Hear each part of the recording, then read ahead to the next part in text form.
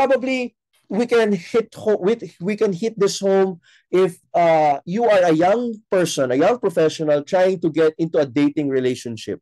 Just last, I think 3 days ago, I had a dinner with a friend.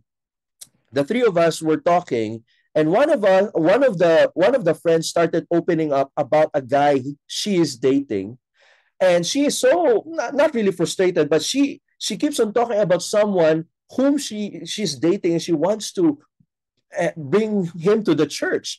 And we asked her, how come you have chosen to date this person even if he is not like this and that? And then she said, because I think I can change him, because I think I can teach him the faith, because I think I can convert him. So is that a bad thing? I don't want to give an answer to that, but that's something we need to reflect on. Edith Stein wants to challenge that thought, because for her, real empathy means meeting another person where she's at, and taking conversion from there without forcing the other person, without turning him into a project or someone we could manipulate.